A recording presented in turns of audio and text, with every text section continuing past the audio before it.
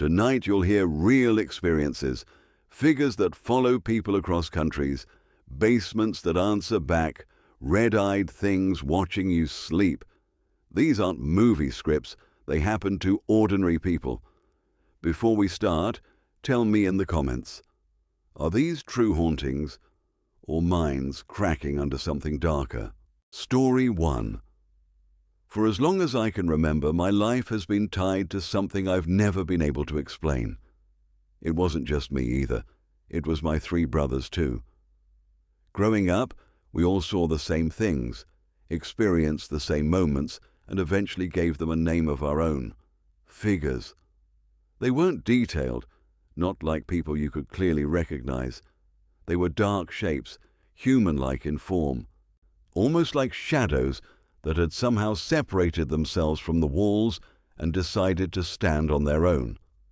You couldn't make out faces or clothes, but you always knew they were there. They had presence. That's the only way I can describe it.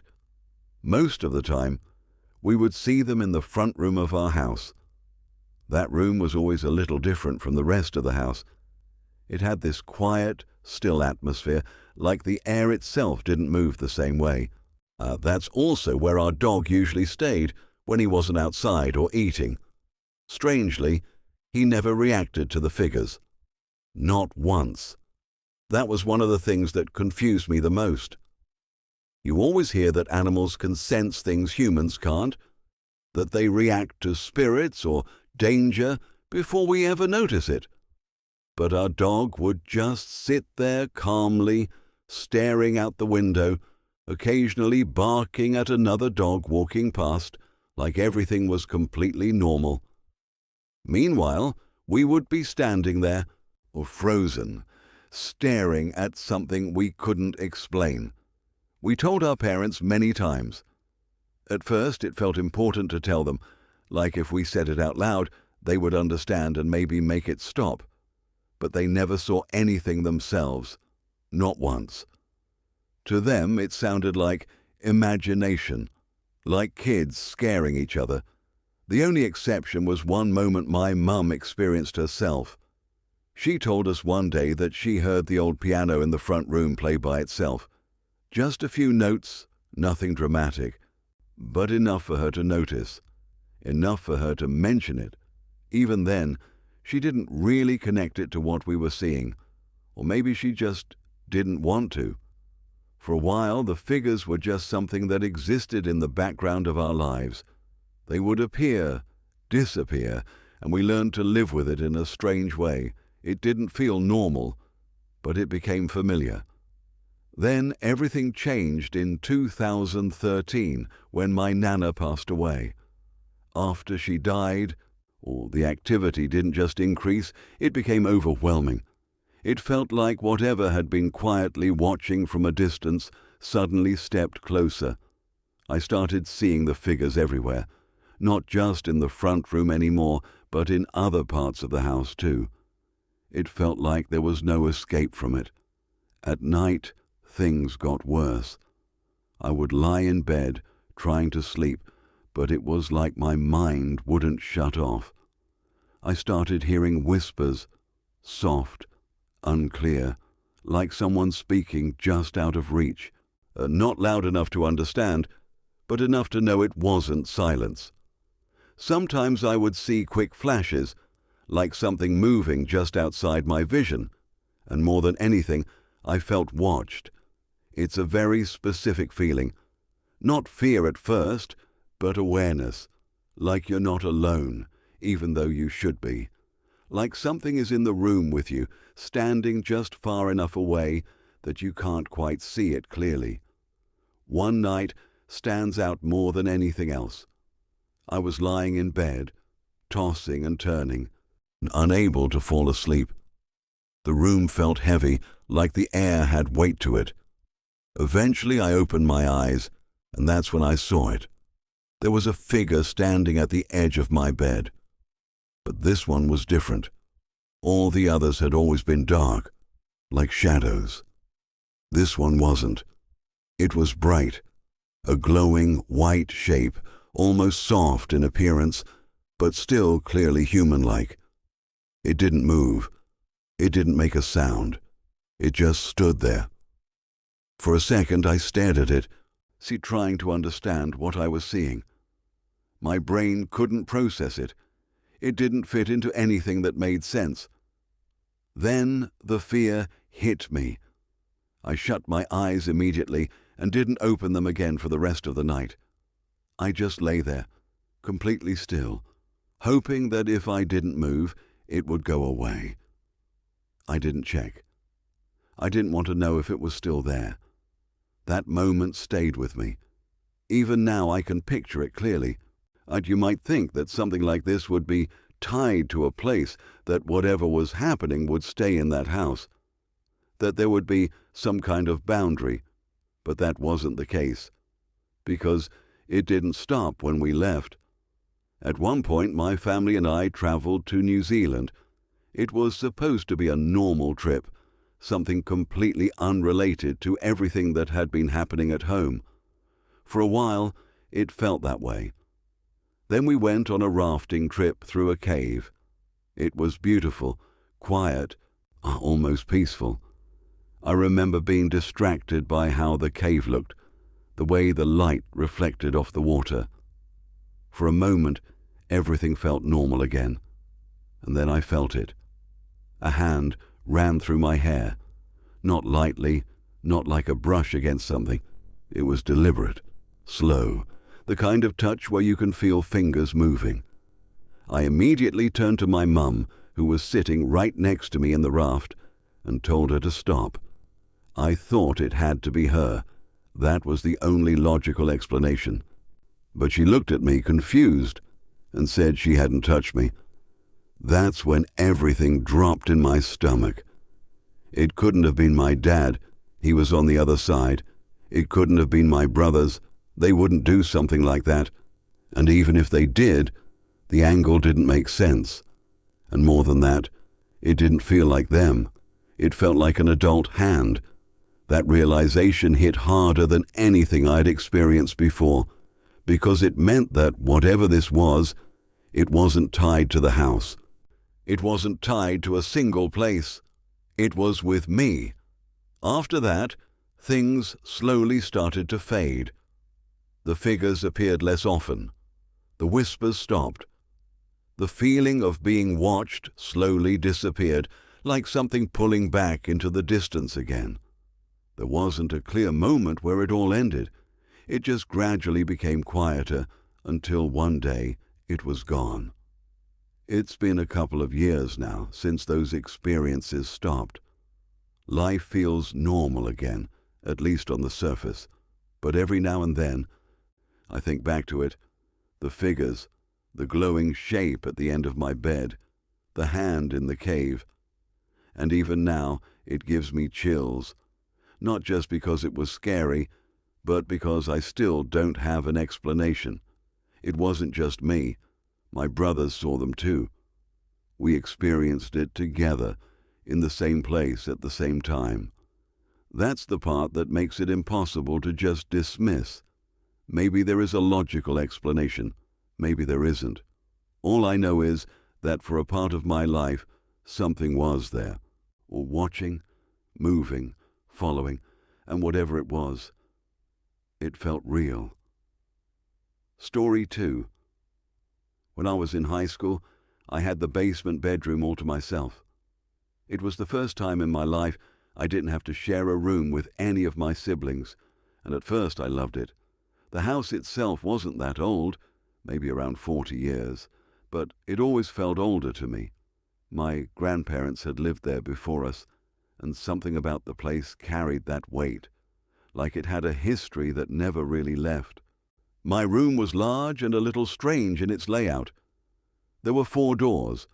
One led to a bathroom, one opened into the main basement area, another went into a small walk-in closet, and the last one led to a cramped, unfinished storage room. That storage room always stood out to me. It had a drain in the middle of the floor, and for some reason the sprinkler system controls for the house were installed in there. It didn't make sense to me because it was one of the farthest points from the outside of the house. It just felt like an odd place for something that important. The basement also had those small windows near the ceiling. They were technically big enough for someone to crawl through, but in reality, they were useless. They had been painted shut when the house was built.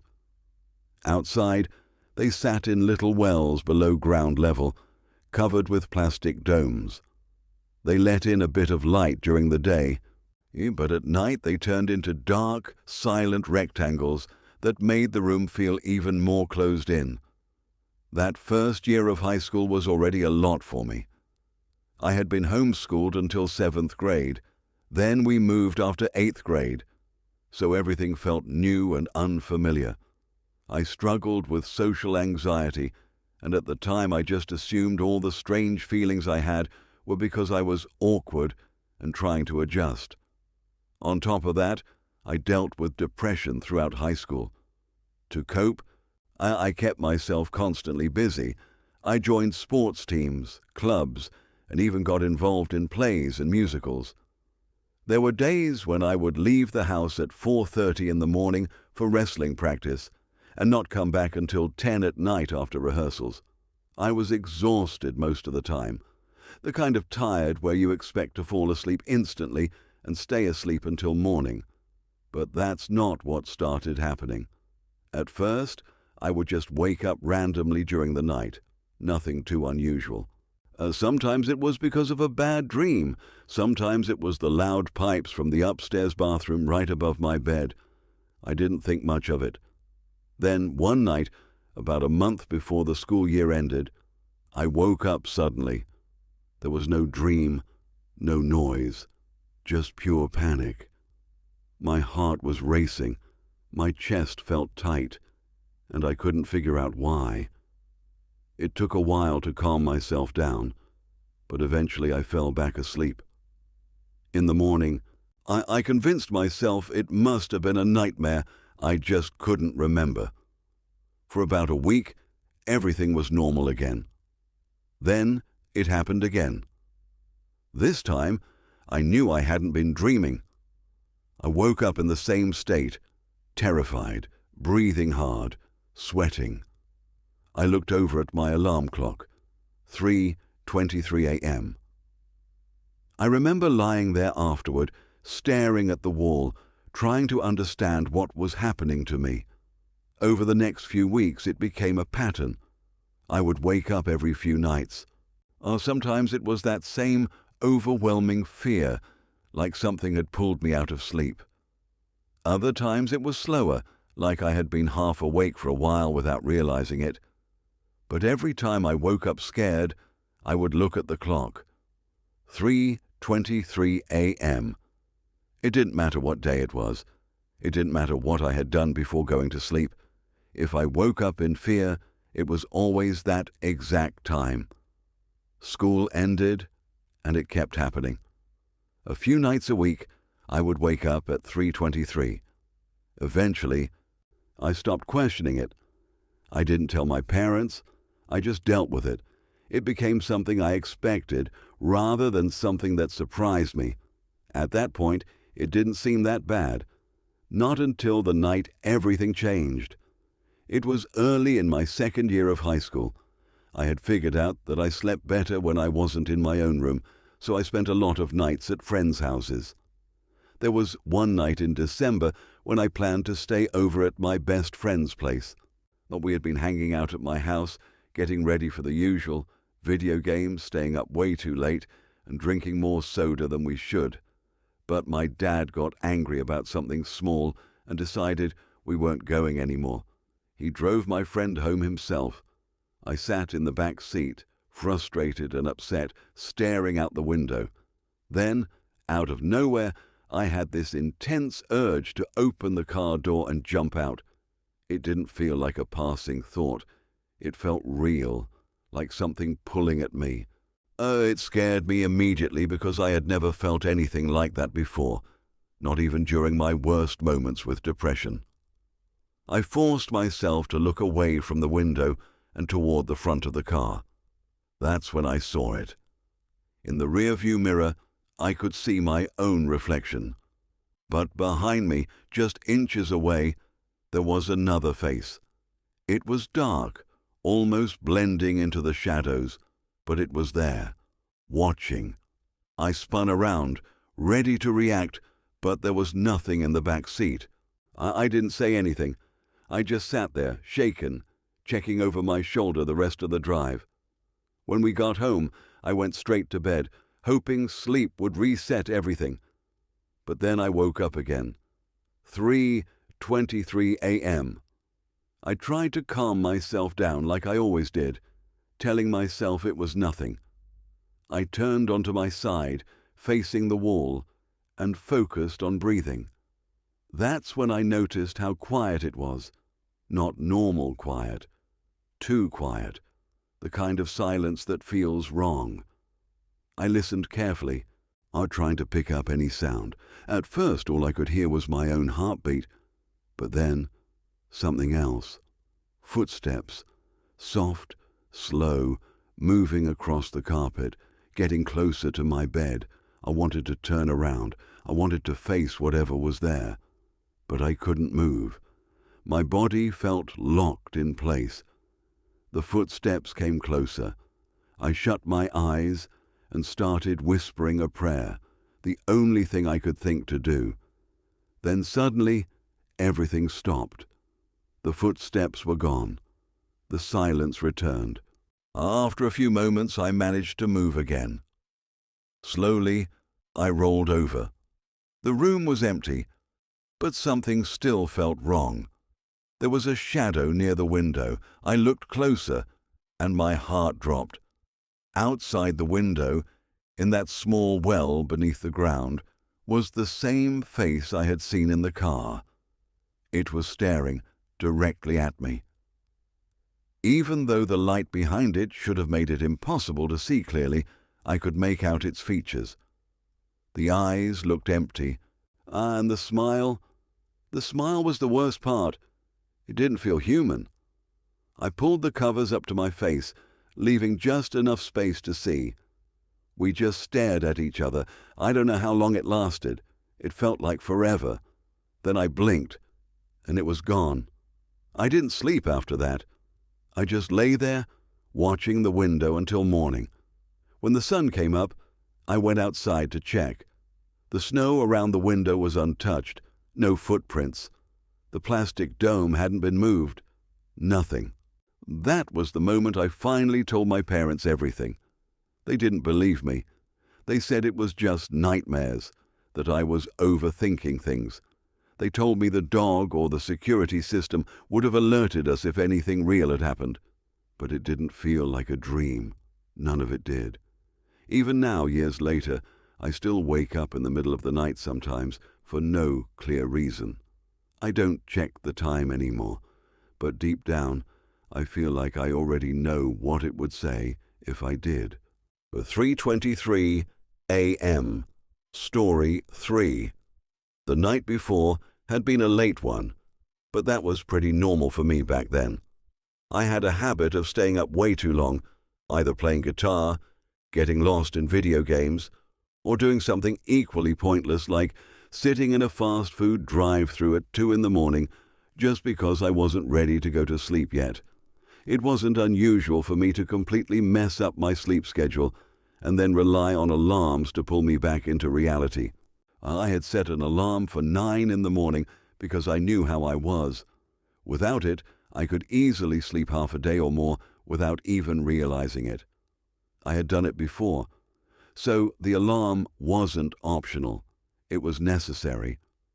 That morning I was lying on my back on the couch. The couch was old, worn out, and uncomfortable in a very specific way. You couldn't really lie on your side without feeling like you were about to roll off or sink into it at a weird angle. So I was flat on my back, half tangled in a blanket, somewhere between sleep and waking up. I remember turning my head slightly and opening my eyes, expecting to see the usual morning light creeping into the room.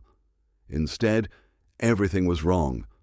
The entire room was filled with what looked like thick, black smoke. It wasn't just a little haze or shadow. It was dense, heavy, like something you'd expect from a fire, but it didn't reach the floor. It started maybe 2 feet above the ground and filled everything above that. For a second, I didn't even understand what I was looking at. I tried to focus on something familiar, anything that could help me make sense of it. I looked toward the bookshelf where I kept a clock. I couldn't see it. I looked toward the wall where another clock hung. That was gone too. The parts of the room I could see looked dim and unnatural, like it was suddenly night again, even though I knew it was morning. The kind of darkness that feels heavy, like it's pressing in on you. Then I moved my head just a little more, scanning the room, trying to understand what was happening. And that's when I saw them, a pair of red eyes. They were right there, just inches above my face, staring directly at me. For a moment, I couldn't move. My body felt locked in place, but my mind was racing. I pushed my head back into the pillow as far as I could, like I could somehow create distance between me and whatever I was looking at. But I couldn't look away. Those eyes didn't blink. They didn't shift. They were just fixed on me. Instinctively, I started to pray. At that point in my life, I was deeply religious. Prayer was something I did every day, something that felt natural to fall back on. So I did it without even thinking, quietly, urgently, focusing on anything that could make this stop. And slowly, something started to change. The smoke began to move. It didn't disappear all at once. It started pulling upward, like it was being drawn toward the ceiling. The eyes moved with it, staying locked on me the entire time. It took about a minute, maybe a little more. Long enough for every second to feel stretched out and heavy.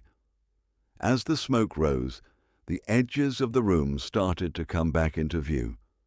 The ceiling appeared first, faintly, then more clearly.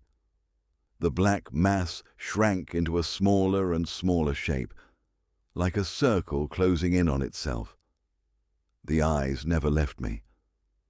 I pushed myself up slightly on my elbows, watching it happen, still not fully believing what I was seeing. Eventually, the smoke was reduced to a small circle near the ceiling, maybe a foot wide, with those same red eyes still visible in the center. Then, without any warning at all, it was gone.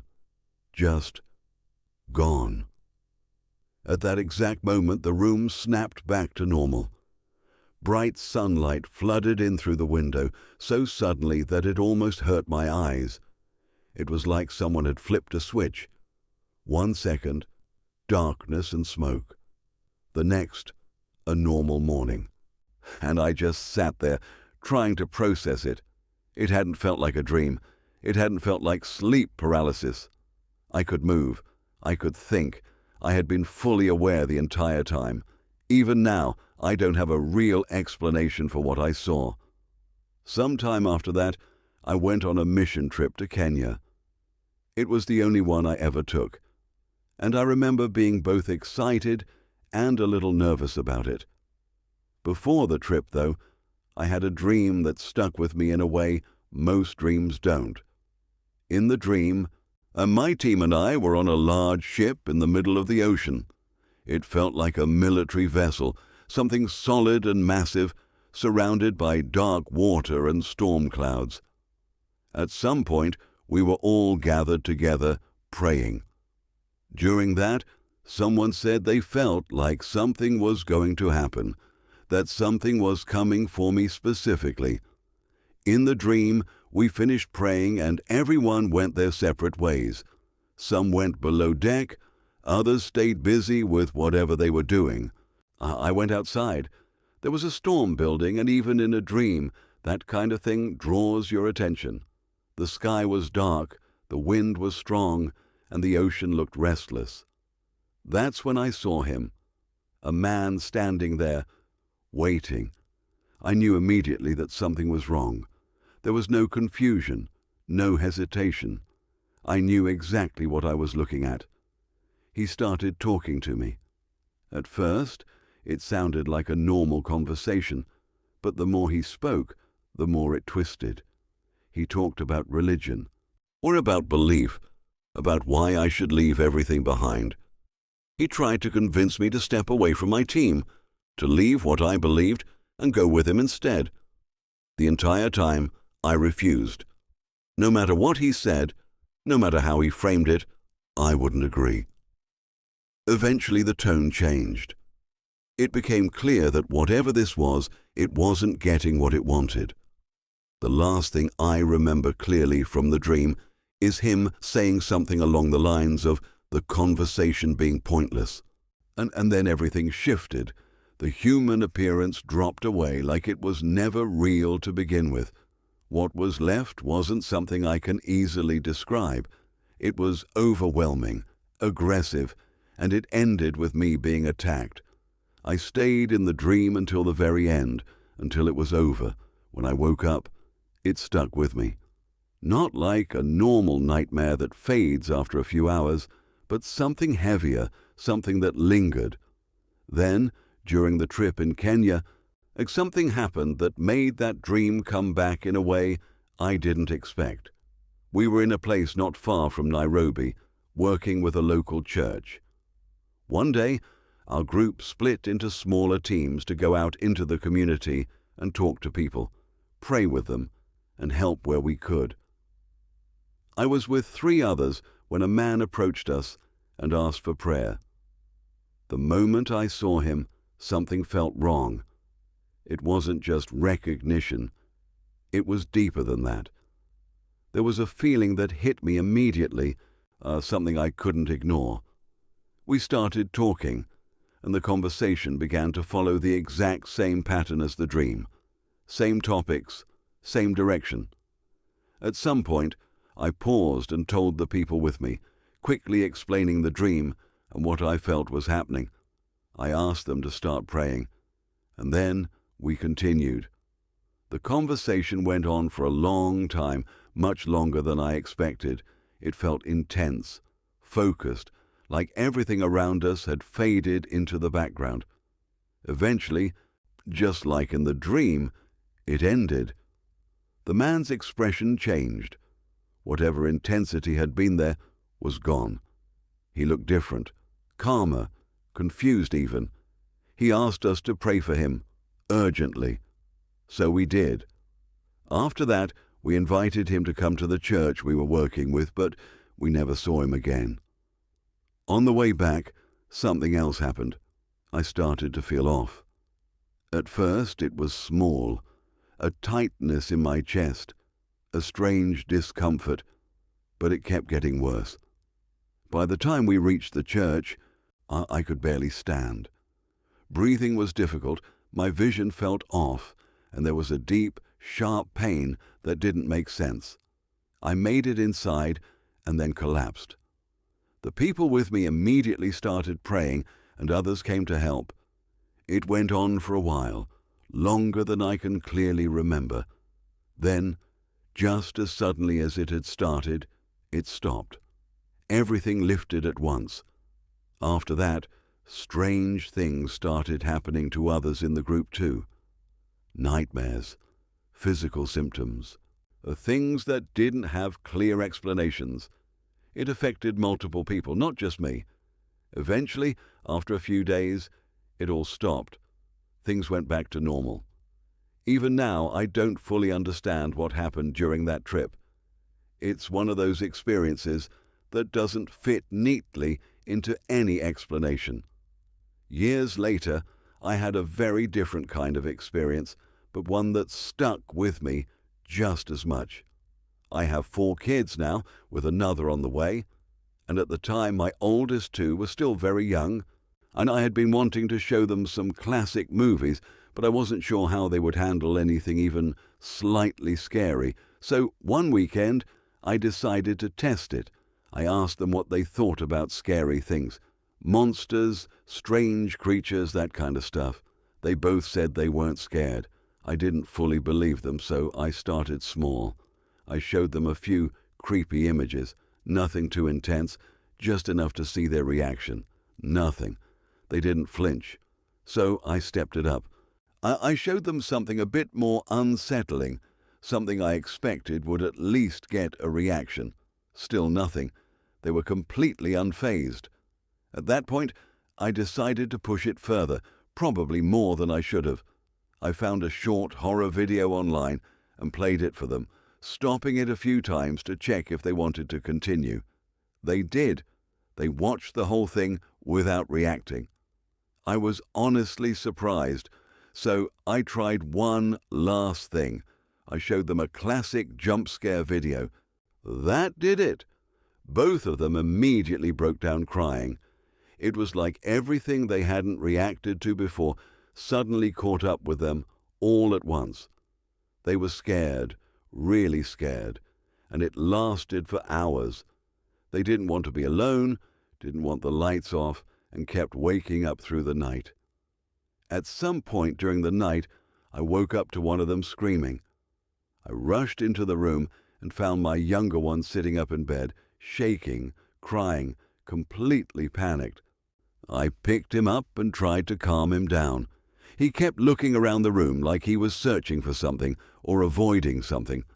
After a few minutes, he started to settle slightly. I asked him what was wrong. At first, he couldn't answer. He just kept shaking. Then, suddenly, he looked over my shoulder, eyes wide, and shouted that something was there. He said it was coming into the room. I turned around.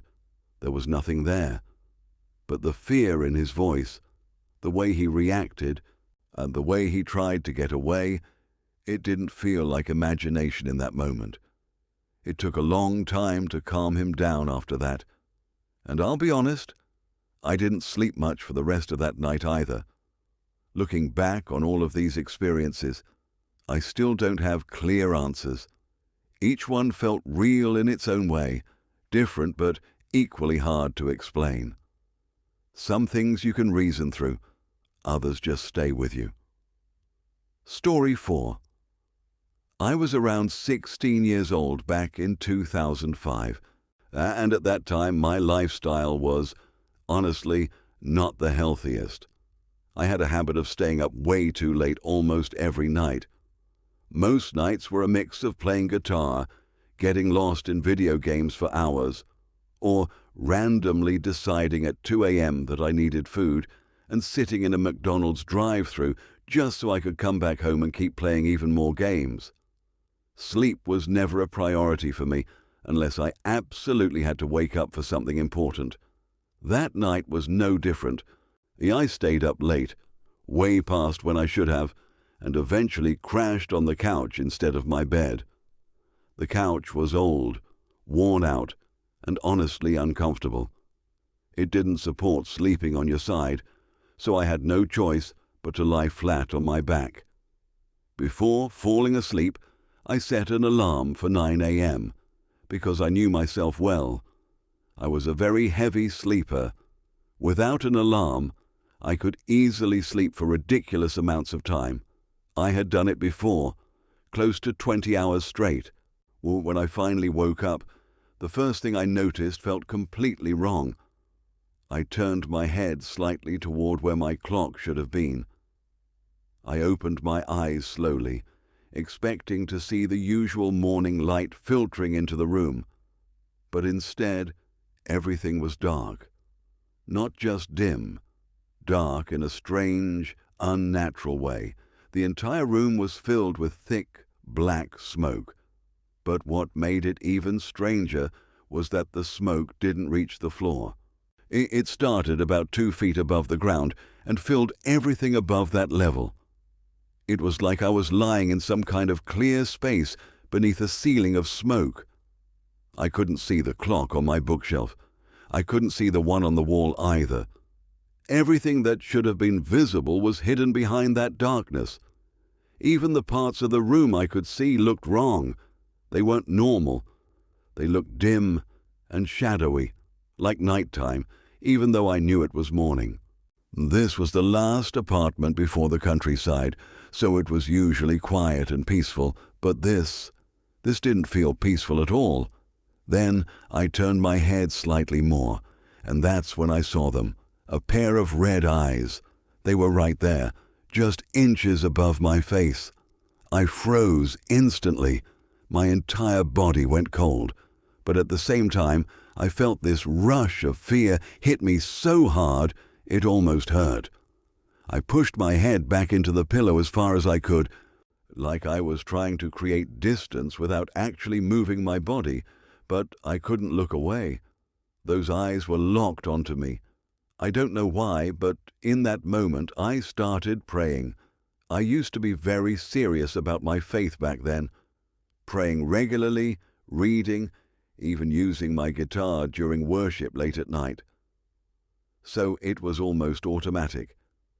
Fear took over, and prayer was the first thing that came out of me. As I prayed, something changed. The smoke started moving. Slowly, or it began to rise toward the ceiling, as if something was pulling it upward.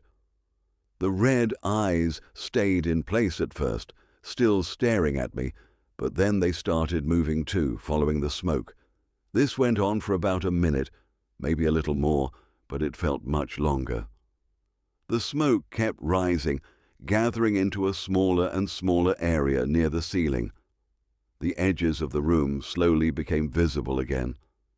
I could start to see the ceiling where the smoke had cleared, but the eyes never stopped watching me. Eventually, the smoke shrank into a small circle, maybe about a foot wide, hovering near the ceiling. I had pushed myself up slightly on my elbows by then, watching the whole thing happen in disbelief. Then suddenly, just like that, it disappeared. The smoke vanished. The eyes vanished. Everything was gone, and instantly the room was filled with sunlight. Bright, normal morning light poured in through the window, so strong that it actually made me squint. It was like someone had flipped a switch back to reality. And I just sat there, trying to process what had just happened. It didn't feel like a dream. It didn't feel like sleep paralysis either. I was fully aware, fully awake, and I had watched everything happen. That experience stayed with me, but it wasn't the only strange thing I went through. Sometime later, I went on a mission trip to Kenya. It was the only mission trip I had ever taken, and I didn't know it at the time. But it would turn into one of the most intense experiences of my life. Before the trip even started, I had a dream. In the dream, I was on a battleship in the middle of the ocean with my team. There was a storm around us, and at one point someone said that a demon was going to come and attack me. After we finished praying, everyone went their separate ways. I remember stepping outside onto the deck because, even in a dream, I've always thought storms were fascinating. That's when I saw him, a man standing there, waiting. I somehow knew exactly what he was.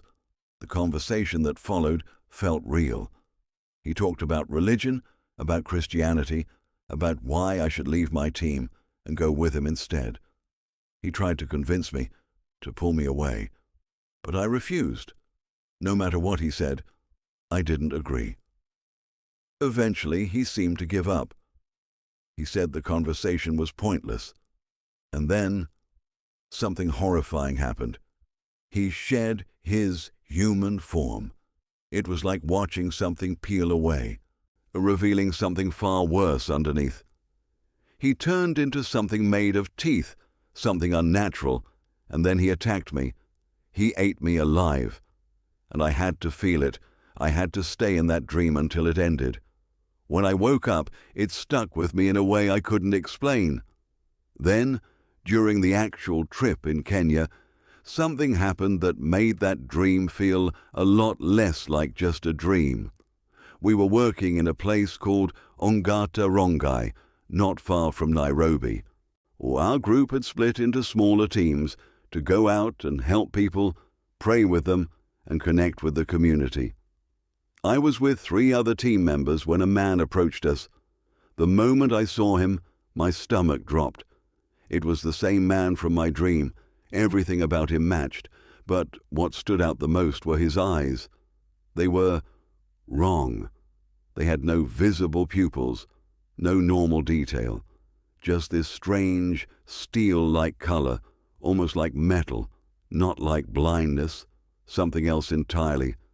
He looked at me and asked if I knew him, and I said yes. Then we started talking, and it was the same conversation from the dream. He spoke in a way that didn't feel like one person. It felt like multiple voices coming from him at once. He talked about different beliefs, trying to pull me away, trying to convince me again. I argued back. I stood my ground. After a few minutes, I paused the conversation and told my team, quickly, about the dream. I told them this man was not normal and that they needed to start praying. So they did, and we kept talking for 45 minutes. Then suddenly, just like in the dream, he said the same thing. "This is proving fruitless." He looked down.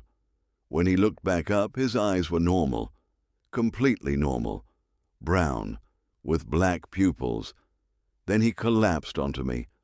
When he spoke again, his voice had changed. It was just one voice now, filled with fear. He begged us to pray for him, and we did.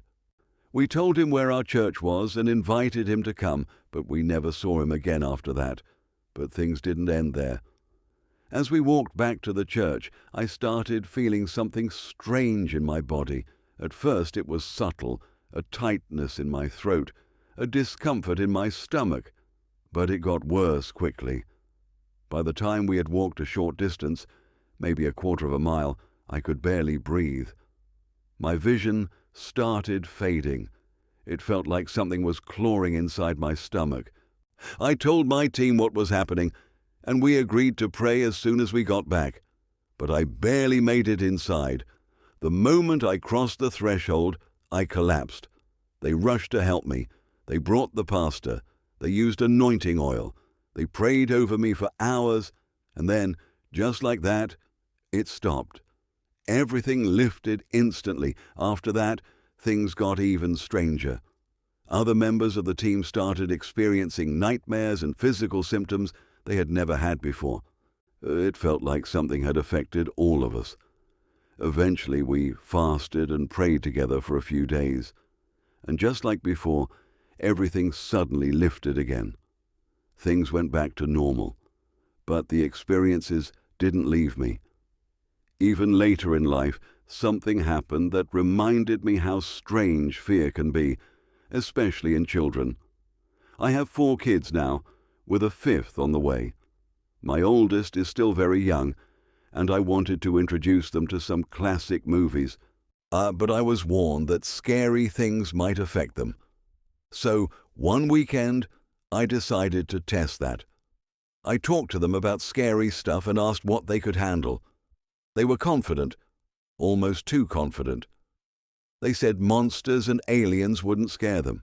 So I showed them some creepy content. Nothing, no reaction. I tried something scarier. Still nothing. They laughed. They asked for more. So I kept going, increasing the intensity each time, even stopping to check if they wanted to continue. They did. Until finally I showed them something that triggered a jump scare. And that's when everything changed. They broke down crying, not just a little, hours of crying, fear that lasted through the night. Later, one of my kids woke up screaming in panic. I went to comfort him, trying to calm him down. When he could finally speak, he looked over my shoulder, terrified, and screamed that a monster was coming to eat us. There was nothing there, but the fear in his voice was real. And in that moment, I realized something. Sometimes what we see and what we feel doesn't need to be real to affect us deeply. And sometimes the things we can't explain stay with us the longest. Story 5. I only ever had one experience in my life that I truly couldn't explain. and it happened during a short time when I was working at Main Fish Market. Even before anything strange happened, the place already had a certain feeling to it, something that sat quietly in the background. I liked the building itself was older than it wanted you to remember. The structure dated all the way back to the late 1700s. You could see it in everything, the uneven floors, the thick wooden beams, the way certain doors never quite lined up with their frames. It didn't feel like a modern restaurant. It felt like something that had lived many different lives before ending up as a place where people came to eat seafood. During busy hours, you wouldn't notice anything unusual. The noise of customers, clattering dishes, and constant movement filled every corner. But when it was quiet, especially late at night, it was a completely different place. The layout was simple. The first floor held the dining area and kitchen, where most of the staff spent their time. Upstairs, though, was a different world. There were a couple of small offices and an employee bathroom that also had a shower. The upstairs area felt more like a leftover piece of the building's past life. It had apparently once been used as a residence or apartment before the place was turned into a restaurant. That detail alone made it feel strange. It wasn't hard to imagine people living up there decades or even centuries ago. Sometimes, walking up those stairs felt less like heading to a workplace and more like stepping into a part of history that hadn't fully let go. I wasn't the only one who felt it. Other co-workers would occasionally talk about weird things happening, not constantly, or not in a dramatic way, but enough that you couldn't completely ignore it. Someone would mention that when they came in to open the restaurant for lunch, place settings that had been neatly arranged the night before were scattered on the floor. No signs of forced entry, no broken windows, nothing missing, just things out of place. There were also stories about ashtrays. More than one person claimed they had seen them hanging in the air for a split second, as if suspended by something invisible, before dropping straight down onto the table or floor. The way they described it wasn't exaggerated or theatrical. If anything, that made it more unsettling. They said it like they were talking about something inconvenient, not impossible. I listened to all of it, but I never actually saw anything myself. I figured there had to be some explanation. Old building, uneven surfaces, maybe things just slid or tipped in strange ways. As for the ashtray stories, I honestly didn't know what to make of them, but I didn't lose sleep over it either, at least not at that point. My experience happened on a normal night. Nothing unusual about it. We had closed up the restaurant, and everyone was finishing their routines before heading home. I had just finished cashing out my register. It had been a long shift, and all I wanted to do was wash up and leave. I went upstairs to the employee bathroom. The staircase creaked the way it always did, each step giving a soft complaint under my weight. When I reached the top, the hallway was quiet and still. No one else was up there. The bathroom itself was small but functional. It had a sink, a mirror, and the shower tucked into the corner. The lighting wasn't great, slightly dim, with that faint yellow tint older bulbs tend to have. It wasn't uncomfortable, but it wasn't exactly welcoming either. I turned on the sink and splashed some water on my face. It felt good after a long shift, the cool water waking me up just enough to make the drive home easier. I leaned over the sink for a moment, then reached for a towel and started drying my face. That's when it happened. Without any warning, the shower behind me exploded on. There wasn't a gradual sound of pipes warming up or water starting to trickle. It was instant, like someone had turned it on full force. The noise filled the small bathroom immediately, loud and aggressive, echoing off the walls. At first I froze. It didn't make sense. This wasn't a new building where water pressure kicked in instantly. In that place, it usually took time, especially for hot water. You'd have to turn the faucet and wait, sometimes a full minute or more, before it even began to warm up. But this wasn't just water turning on. Steam started rising almost immediately. The air shifted, and within seconds, the bathroom began to fill with heat. It wasn't lukewarm water. It was scalding hot, like it had been running at full temperature long before it actually started.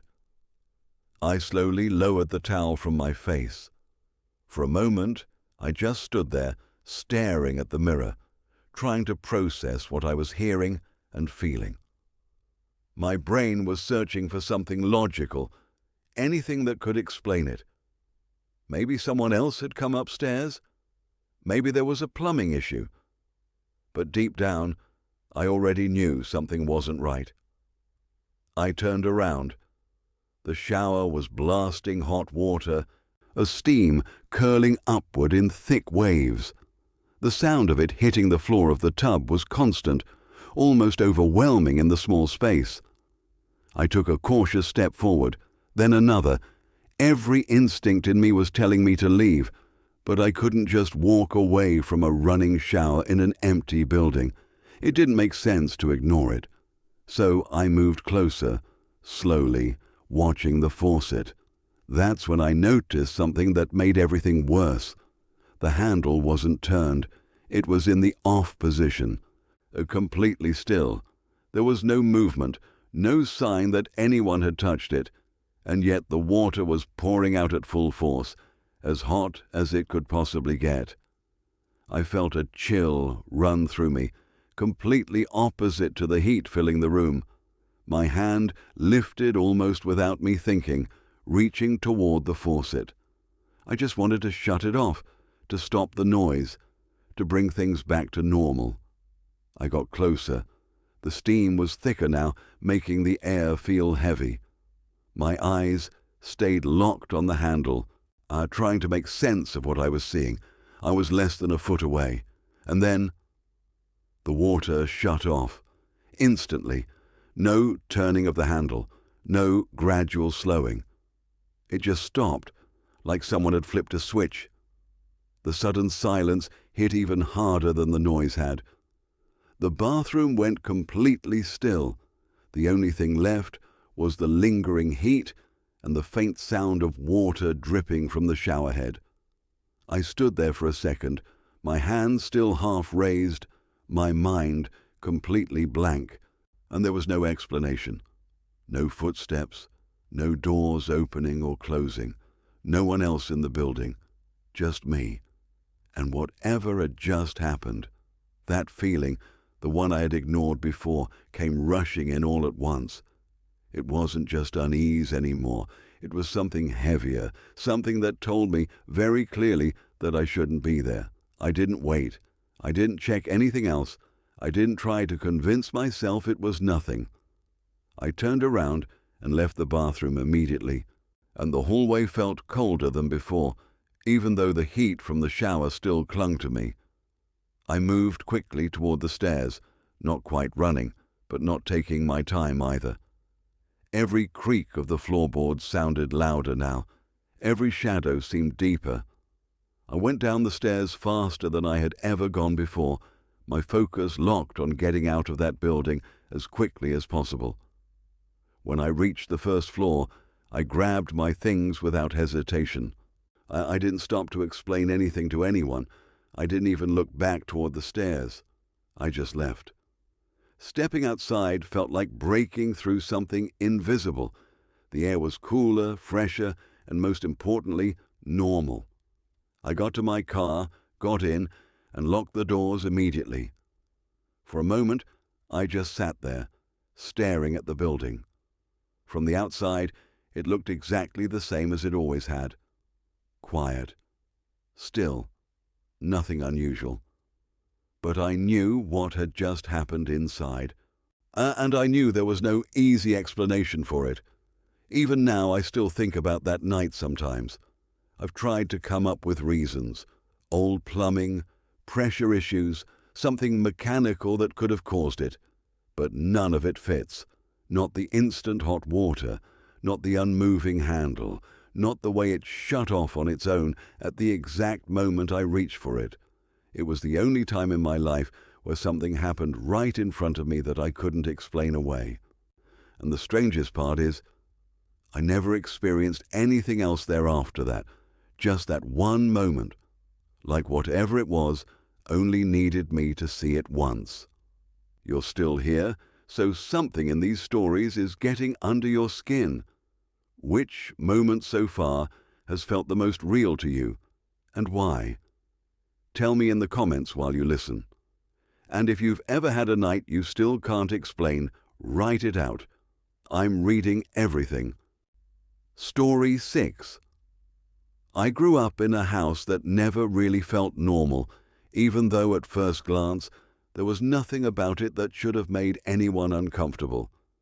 It was just an ordinary place in a quiet rural area, surrounded by trees and open land, with a highway not too far away. From the outside, it looked like the kind of home where nothing unusual could ever happen. But living there felt different, like something was always slightly off, even if you couldn't explain why. I was very young when the first strange thing happened, around 7 years old, so at the time I didn't fully understand what was going on. My room was upstairs, and right above my bed there was an attic entrance. It wasn't the kind with a ladder or easy access. It was one of those heavy wooden panels that you had to push up and over to get into the attic. It wasn't something that could just move on its own. Even as a kid, I remember thinking it looked too heavy for that. One day, my whole family went out to eat. It was a normal evening, nothing special, just us going out together and coming back home afterward. But when we returned, something was wrong immediately. The attic panel above my bed had been pushed up and moved aside, leaving the attic open. I didn't see my parents' exact reactions in detail at the time, but I remember the tension in the air. It wasn't panic exactly, but it was serious enough that my dad called the police.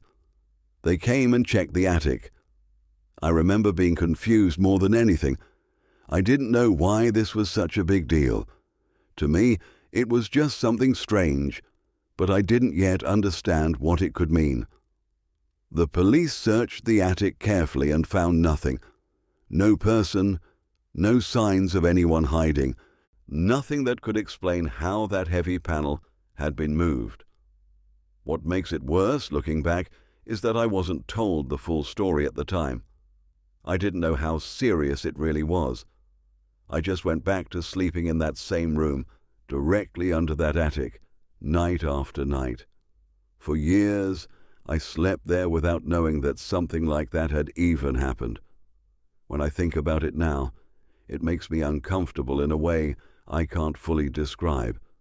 It wasn't just the idea of something strange happening. It was the idea that something could have been right above me, and I had no idea. That was only the beginning. At some point later, something else appeared in the basement. It wasn't something that happened suddenly like a loud noise or a door moving. It was something that was just there, and once you saw it, you couldn't ignore it. There was a footprint on the concrete floor, not just any footprint, but a massive one. It looked like it belonged to someone with a shoe size far bigger than anyone in our family. It wasn't a clean, dry mark either. It looked like it had been made with water, like a wet footprint pressed into the concrete. But the strange part was that it didn't fade or dry up like you would expect. It stayed there. We tried cleaning it, scrubbing it, washing it, doing whatever we could to get rid of it. Nothing worked. The shape remained, clear and stubborn, like it had become part of the floor itself. Over time, we stopped trying. It just stayed there, like some kind of mark left behind that no one could explain. Every time I went into the basement, I would see it. And even if I tried not to think about it, it was always in the back of my mind. It didn't move, it didn't change, but it didn't go away either. It stayed there for months, all the way until we moved out of that house. For all I know, it could still be there even now. Outside the house, things were just as strange, but in a different way. Behind our home there were woods. They weren't huge, but they were big enough to feel isolated, especially for kids. My brother and I would play there sometimes, like kids do, exploring, pretending, just passing time. It felt like our own little area, away from everything else. But every now and then, we would come across things that didn't belong. We found tent stakes stuck in the ground, pieces of tents, sometimes collapsed or half buried. It didn't look like something that had just blown in or been left accidentally. It looked like someone had been there, like someone had stayed there at some point. Whenever we asked about it, no one had any answers. Our parents didn't know anything about it. No one in the area seemed to have any explanation. It was just there. At the time, it didn't scare me as much as it should have. It was more confusing than anything else, but looking back, it raises a lot of questions. Someone had been in those woods. Someone had set up those tents. And we had no idea who. Years passed, and eventually we moved out of that house.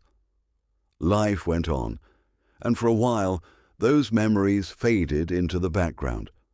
They became stories rather than active fears, things you think about occasionally but don't dwell on. But then I went back. My brother ended up staying in that house after the rest of us left. A couple of years later, I went to visit him. It felt strange being back there. The house looked the same, but it didn't feel the same. Maybe it was just me being older, or maybe it was everything I remembered coming back.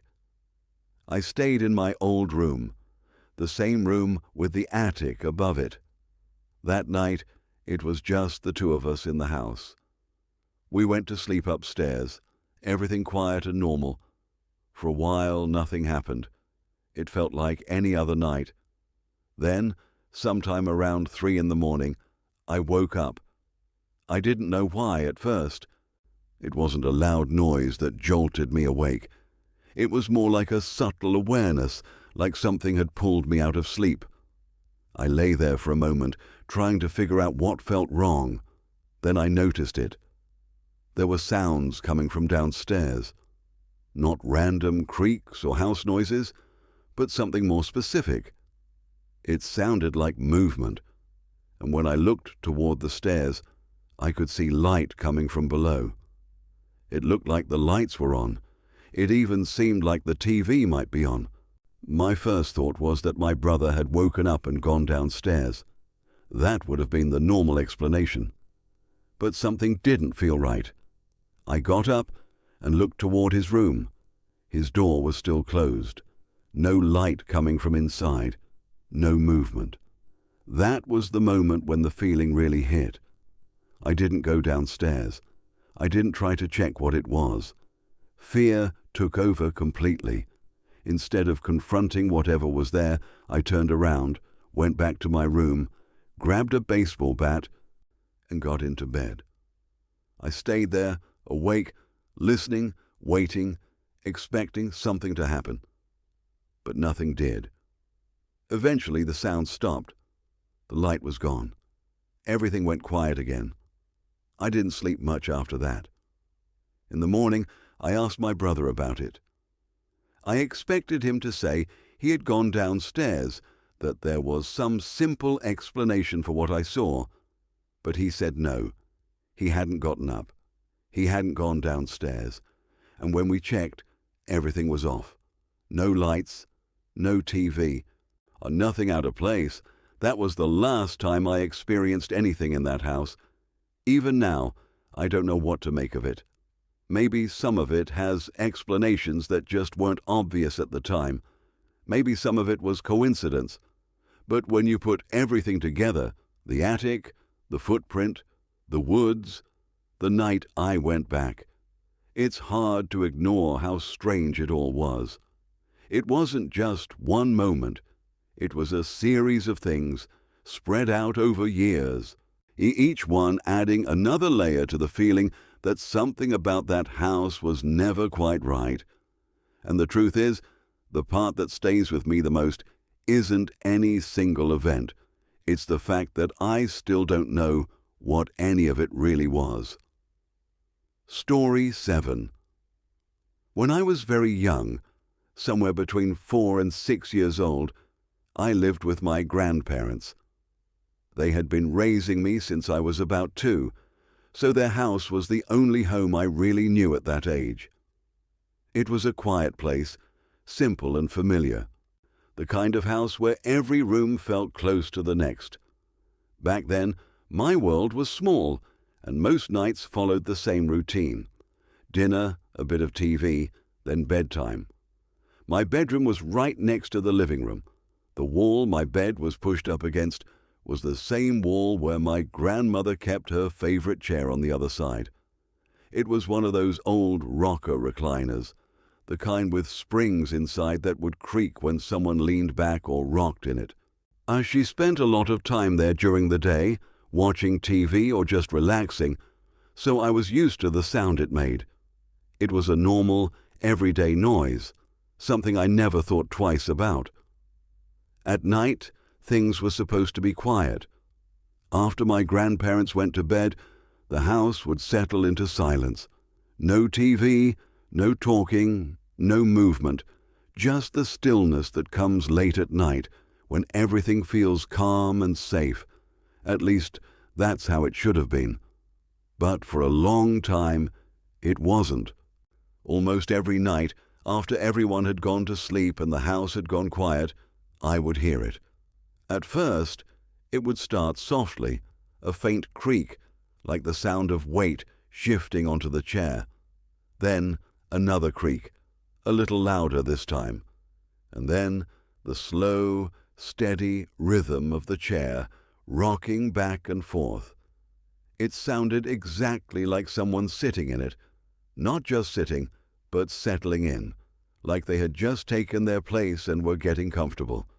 The springs would stretch and release with each movement, making that familiar sound I had heard so many times during the day. Except now, it was happening in the middle of the night, when no one should have been there. I would lie in bed completely still, listening. At that age, I didn't try to explain it. I didn't think about pipes or the house settling or anything like that. All I knew was that the chair was moving, and someone had to be sitting in it. And that someone wasn't supposed to be there. The rocking would continue for what felt like hours. Slow, steady, patient. Sometimes it was almost soothing in its rhythm, but the longer it went on, the more unsettling it became. It wasn't random noise. It wasn't a one-time thing. It was consistent, deliberate, like someone was just there. Eventually, I would get too scared to stay quiet. I would call out for my grandparents, my voice small and shaky in the dark. I'd ask them to come to my room, and sometimes louder if they didn't answer right away. And every single time, the moment I heard their bedroom door open, the sound would stop, not fade away, not slow down, just stop. The sudden silence was almost worse than the noise. They would walk into my room, half asleep and a little annoyed, asking what was wrong. I would try to explain that someone was in the living room, that I could hear the chair moving, that it had been going on for a while. They never believed me. Still, they would check, if only to prove there was nothing there. We would walk into the living room together, the lights turning on, filling the space with a warm glow that pushed away the darkness. And every time, the chair was empty, no one sitting in it, no movement, no sign that anything had been happening at all. It looked exactly the way it always did during the day, calm, still, harmless. They would tell me to go back to bed, sometimes a little more sharply than I would have liked. I was just a kid, scared and confused, but to them it probably sounded like imagination or a bad dream. So I would go back to my room, The lights would go off again. Their bedroom door would close. The house would return to silence. And then, after a few moments, it would start again. That same creak. That same slow rocking. Like whoever, or whatever, had been sitting there was waiting for things to be quiet again before continuing. That was the part that stayed with me the most. It felt aware.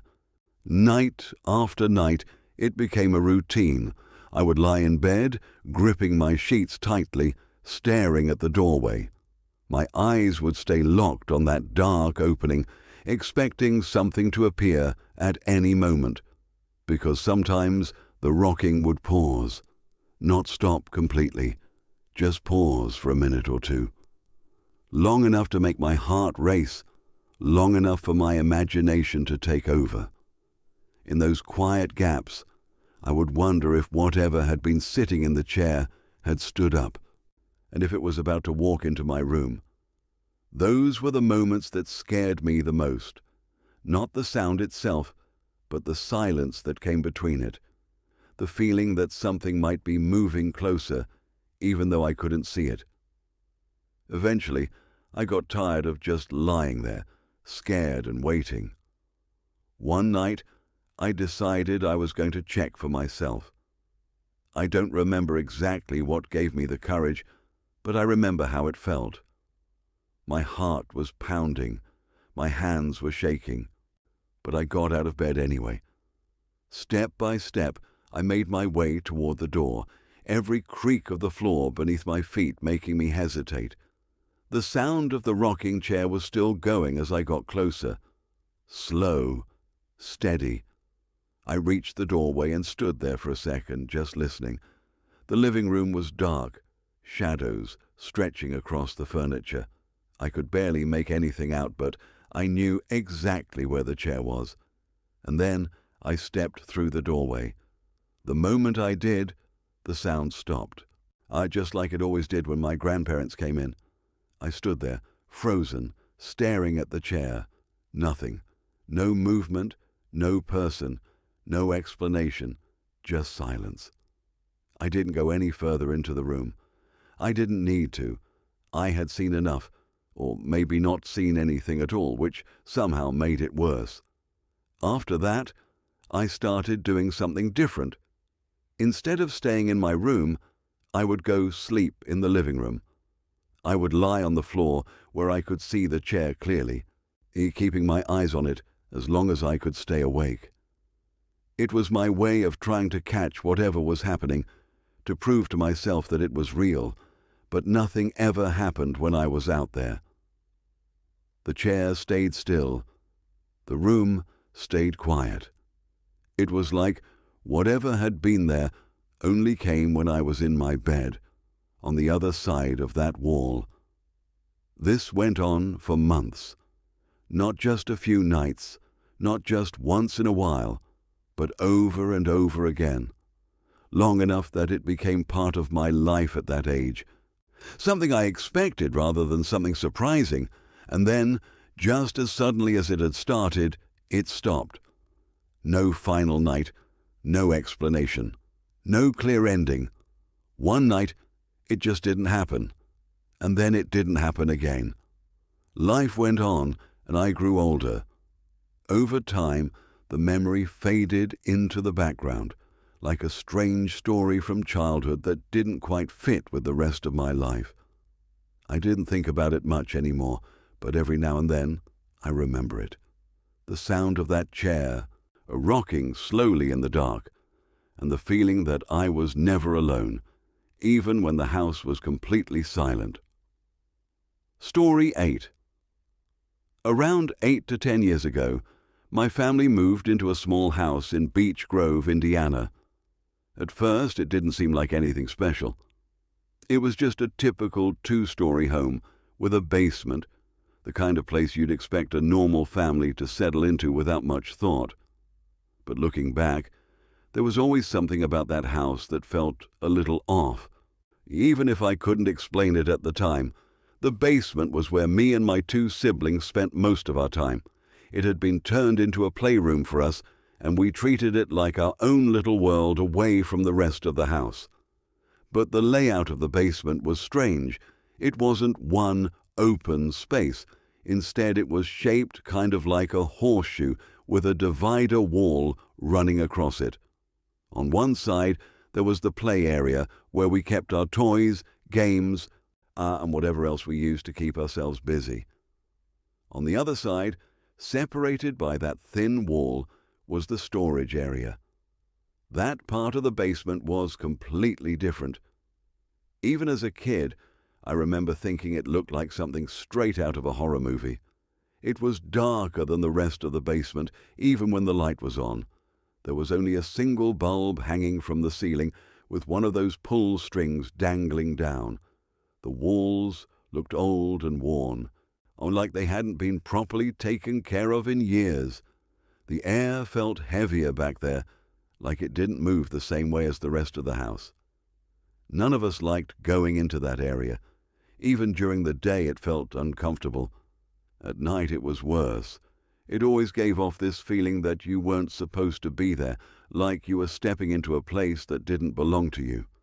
But the strangest part was how close it was to where we played. Just a thin wall separated that creepy storage space from the playroom where we spent hours every day. At the time, we didn't think too deeply about it. It was just the creepy part of the basement, and that was enough. Then, one night, something happened that changed the way I saw that house completely. It was late, probably around 9 at night. My dad suddenly started having really bad pain from kidney stones, and it got serious enough that he needed to go to the hospital. My mom quickly got ready to take him, and she asked me if I wanted to come along with her and my siblings. I said no. I was in the middle of playing a racing video game, completely focused and not wanting to leave. It felt like a simple decision at the time. Stay home, enjoy the quiet, and keep playing. So they all left, and I was alone in the house. At first, everything felt normal. The house was quiet, but not in a scary way. Just peaceful.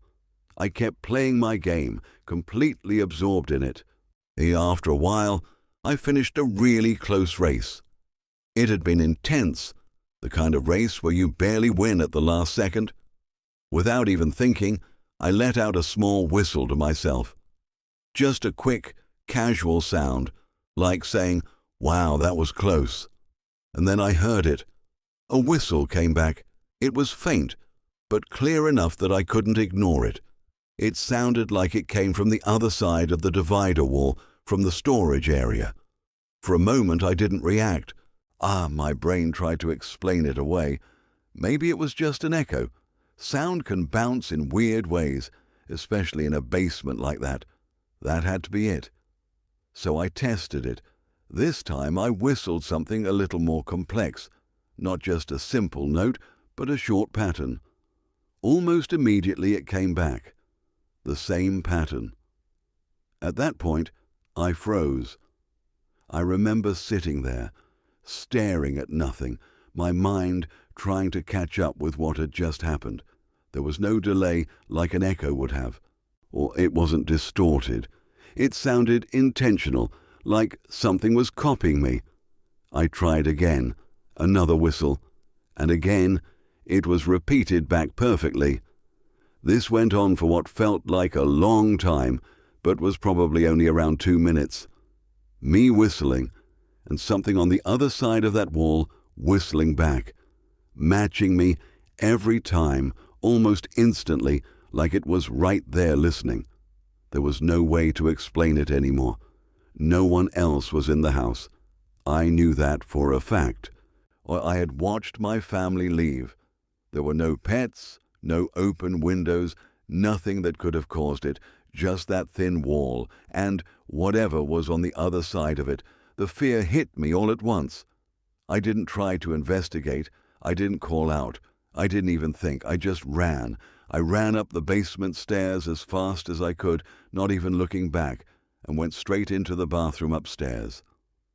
I locked the door behind me and stayed there, sitting on the floor, trying to process what had just happened. I don't know how long I stayed in there, but it felt like forever. When my family finally got back, they found me still locked inside, crying and completely shaken. I remember the relief of hearing their voices, knowing I wasn't alone anymore. When I told them what had happened, I expected them to brush it off or tell me I imagined it. But they didn't. They actually believed me. That was almost as unsettling as the experience itself. My parents exchanged looks, and that's when my dad admitted something he had never said before. He told us that he had always felt uneasy in that house.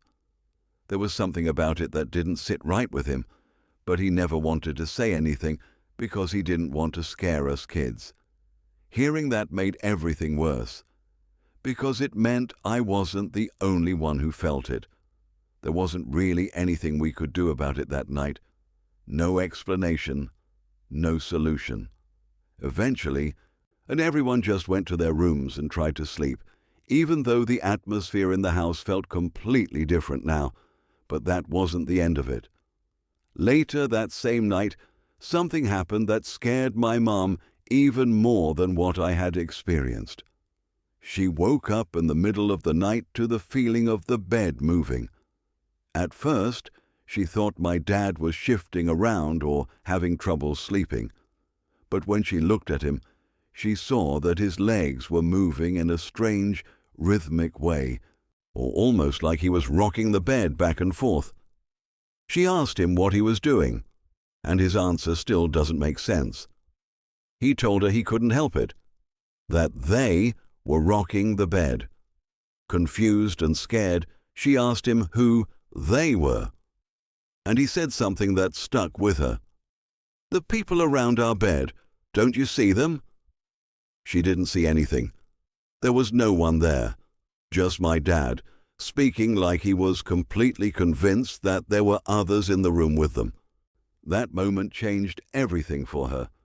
Whatever she might have been willing to ignore before, she couldn't ignore that.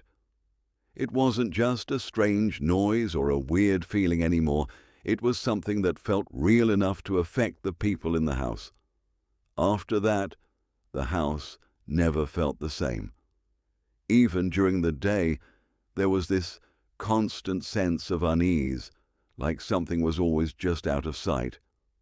The basement became a place none of us wanted to go anymore, especially that storage area behind the wall, and eventually we left. We don't live there anymore, and I haven't experienced anything like that since. But even now, when I think back to that night, the thing that stands out the most isn't just the fear. It's how clearly I remember that sound. A whistle, coming from the other side of a wall, repeating me perfectly, like something was listening and answering back. Story 9. About 10 years ago, I worked for a title company that sent me out to people's homes to handle loan closings. Most of the time, the job was simple. I'd get an address, print out directions, and drive somewhere within an hour of the office. It was routine, predictable, and honestly a bit boring, but in a good way. Nothing unexpected ever really happened, except for one trip.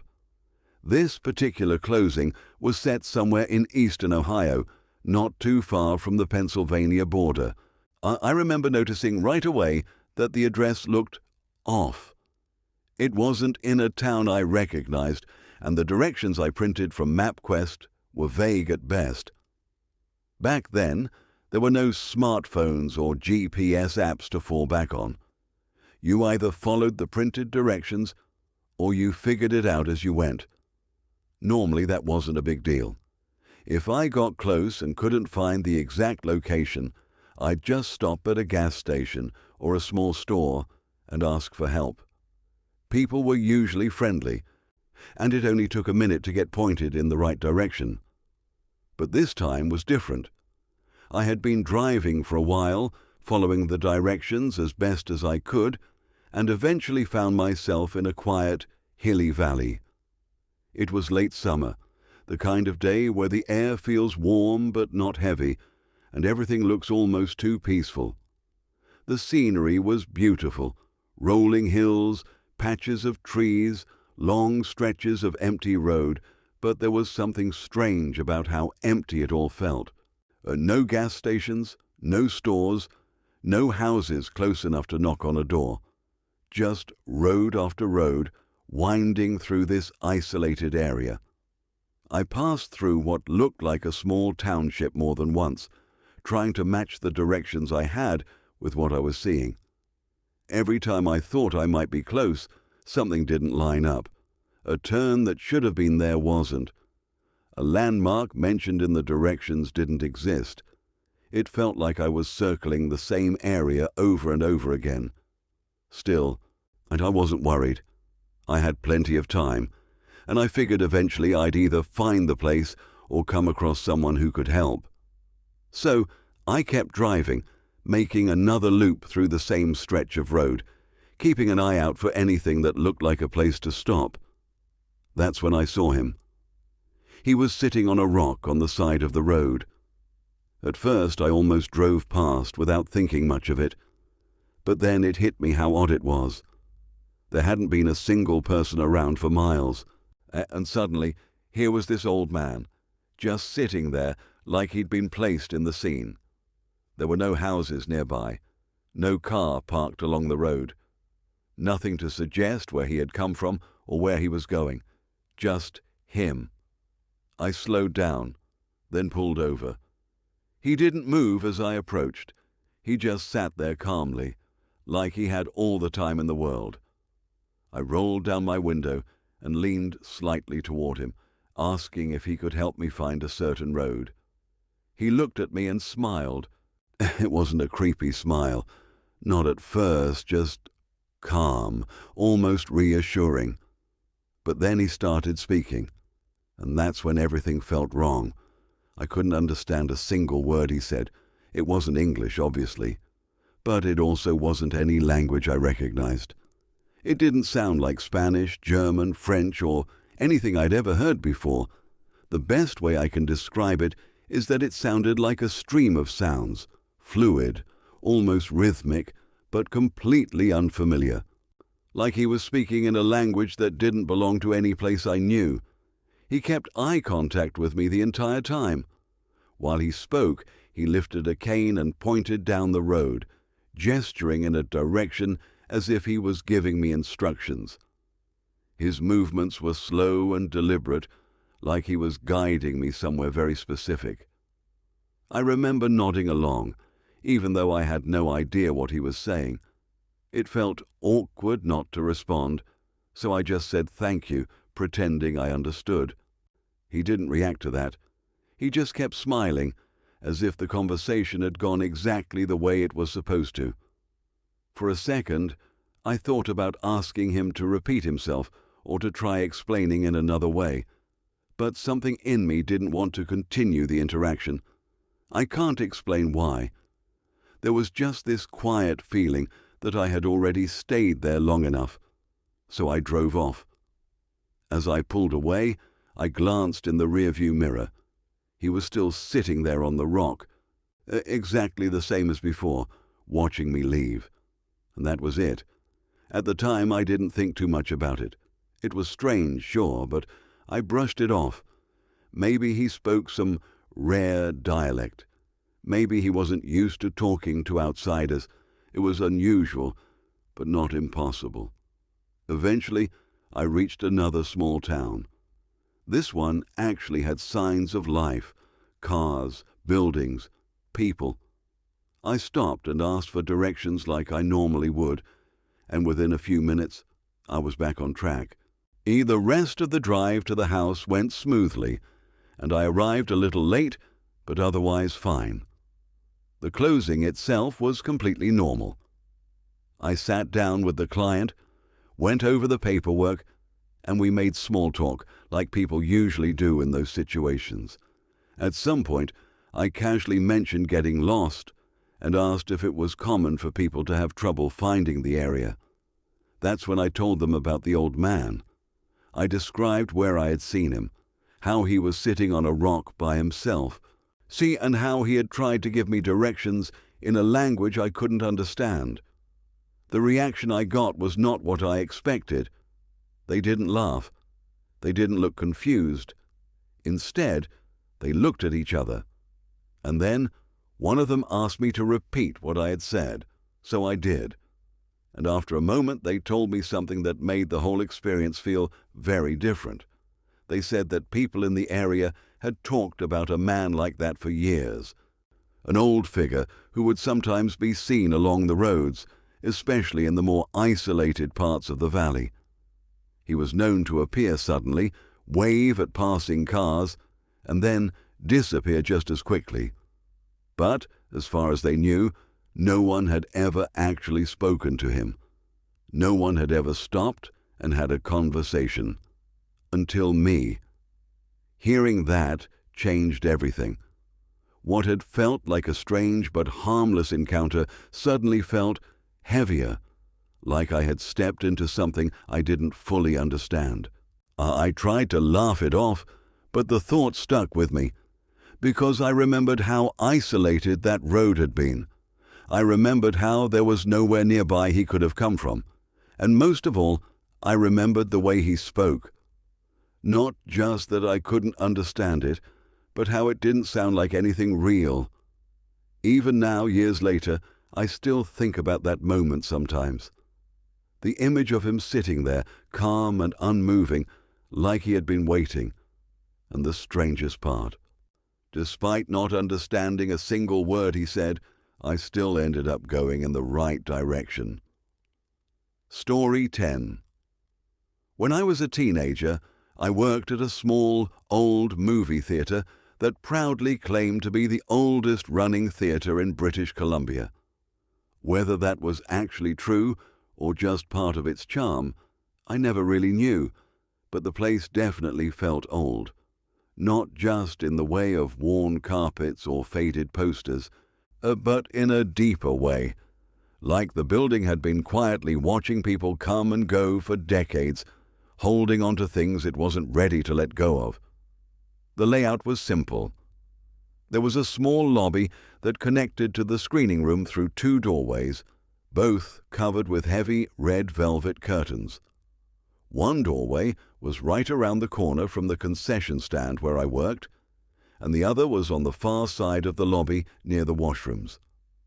Behind the concession area, and tucked beside that first curtain, there was a narrow staircase that led up to the projection room. It was the kind of place where everything felt a little cramped, a little dim, and a little too quiet once the crowds were gone. That week, the theatre was hosting a film festival, which meant longer hours and later nights than usual. The crowds weren't very big, though, so most of the time it was just me working the concession and the projectionist upstairs handling the films. By the time the last screening ended each night, the building would feel almost completely empty. On the night this happened, the final movie had just finished, and I was doing my usual closing routine. I was behind the concession stand, cleaning up, counting things down, getting everything ready to shut the place for the night. It was quiet in that heavy, late-night way where even small sounds seem louder than they should. Then I heard it. Footsteps. Not just casual walking, but running. Fast, or uneven, like someone moving quickly across the lobby. At first I didn't think much of it. My immediate thought was that someone from the audience had somehow stayed behind and was messing around, or maybe just trying to leave in a hurry. So I stepped out from behind the concession and walked into the lobby, ready to tell whoever it was that we were closed and they needed to go. But when I got there, the lobby was empty, completely empty. The dim lights were still on, the curtains were still, and there was no sign that anyone had been there at all. No movement, no sound, nothing. I stood there for a moment, listening, trying to figure out if I had imagined it. Then I shrugged it off and assumed it must have been the projectionist. Maybe he had come down quickly and gone to the washroom or stepped into the screening room without me noticing. So I went back to the concession and continued cleaning. A minute or two later, I heard it again. This time, it was louder, clearer, someone running across the lobby again. Before I could even react, the sound changed. It wasn't just running anymore. It sounded like someone sprinting full speed toward the concession area. The footsteps were heavy, almost exaggerated, like long, powerful strides. Each step made things around me rattle slightly, like the vibration was traveling through the floor. Then it got worse. It sounded like whoever, or whatever it was, had leapt upward. There was a sudden jolt of noise above me, and the ceiling light with the attached fan started shaking violently. The pull strings for the light were swinging hard, clinking against the fixture, and then suddenly the light shut off. Just like that, I was standing in complete darkness. The only sound left was the faint, metallic rattling of the fan as it slowly settled from whatever had just yanked on it. For a second, I couldn't move. My mind was trying to catch up with what had just happened. It felt so physical, so real, like someone had actually run straight at me and jumped high enough to grab those strings. But that didn't make sense. The ceiling was too high. No one could reach it like that from the ground, especially not with that kind of force. Still, I tried to stay calm. I felt my way along the counter and made my way to the wall where the main light switch was. I flipped it. Nothing. The light didn't come back on. At that point, I decided I needed help. The projectionist had a ladder, and even if this was just some weird mechanical issue, I wasn't about to deal with it alone in the dark. So I stepped out into the lobby. It was dimly lit, just enough to see shapes and outlines, but still shadowy enough to make everything feel uncertain. As I looked across the space, I saw someone at the far end of the lobby. It looked like the projectionist. He was just stepping through the curtain into the screening room on the opposite side.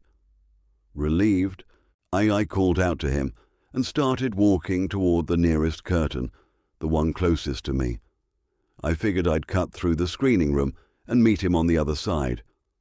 I pushed through the curtain and stepped inside. The screening room was empty. No movement, no sound, no one walking across the aisles. I stopped, confused. I had just seen him go in. There was no way he could have disappeared that quickly without me noticing. For a moment, I thought maybe he had changed his mind and gone back out into the lobby. So I turned around and stepped back through the curtain. The lobby was empty again. That's when a cold feeling started to settle in. I called out his name, and then, from directly behind me, I heard his voice. "What?" I spun around, and there he was, walking down the stairs from the projection room right behind me. He looked completely normal, like nothing unusual had happened at all. But for me, everything felt wrong.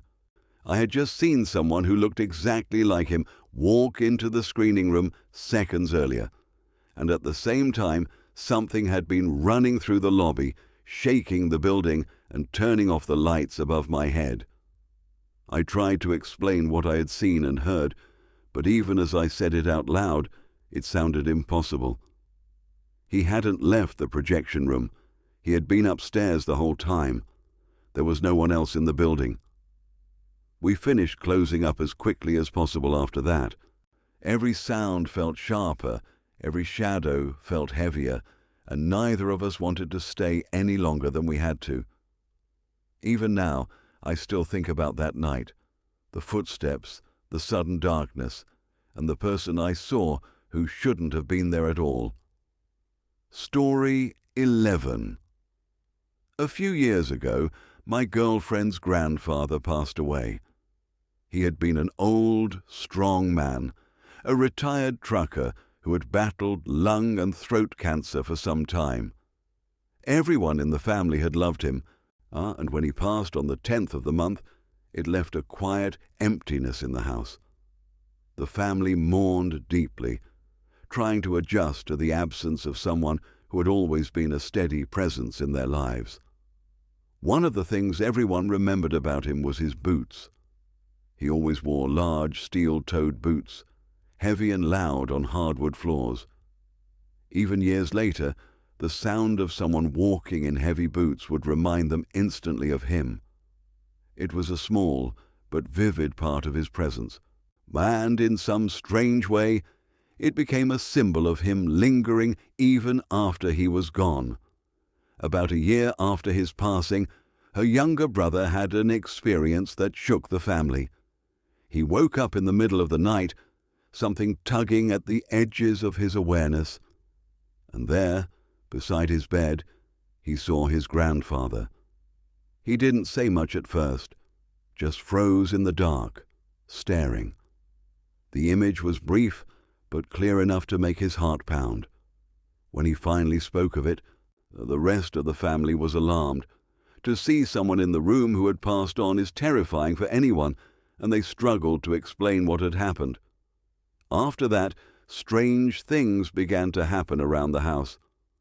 Almost immediately, they started finding dimes, 10-cent coins, everywhere. It wasn't occasional, it became a pattern. Coins would appear on the kitchen counters, in their pockets, even on the sidewalk outside the house. Sometimes, they would find them in places that made no sense at all, like at my place when we visited. Dimes were everywhere, almost as if someone was leaving them intentionally. No one could explain it, but the timing made the family start to suspect it might be him. Then, not long after the first sightings and the appearance of coins, there were other experiences in the middle of the night. One night, again in the quiet darkness, they heard a door open and shut somewhere in the house.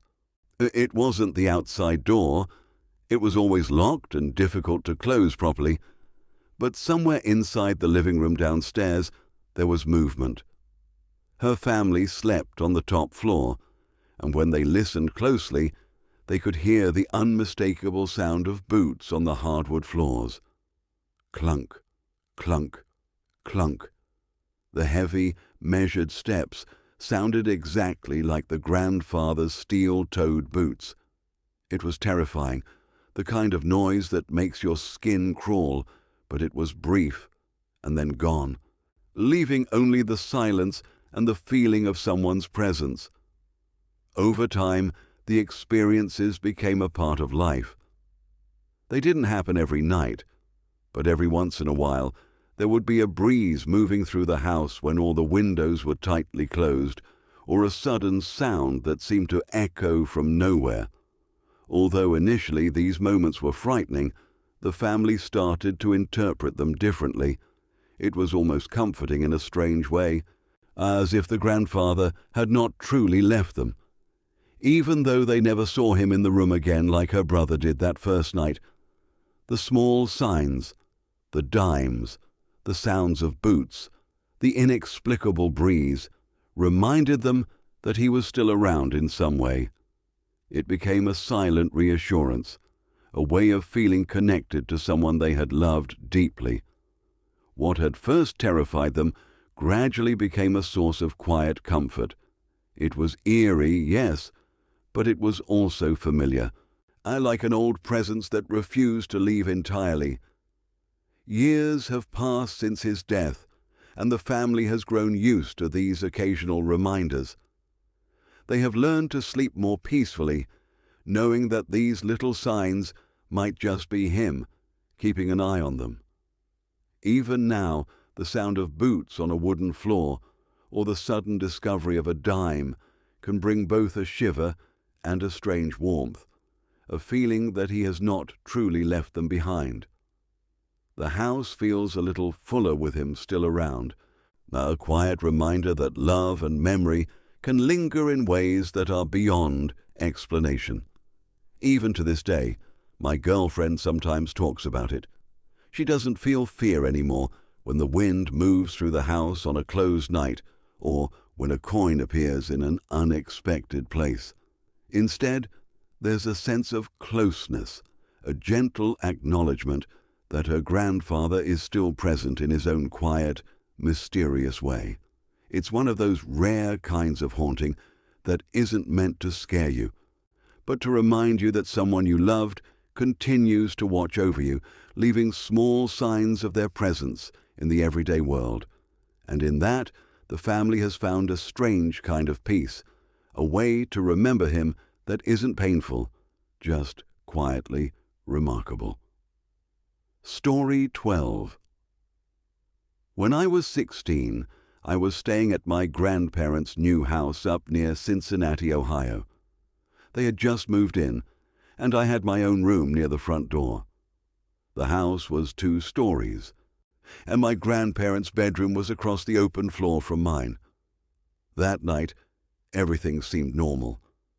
I was lying in bed around midnight, earbuds in, the brightness on my phone turned up high, watching a Twitch stream to pass the time. The house was quiet, and I was completely absorbed in the game when I suddenly heard one of the pillows from my bed plop onto the floor. I didn't think much of it at first and assumed it had just fallen on its own. But when I looked up from my screen, I froze.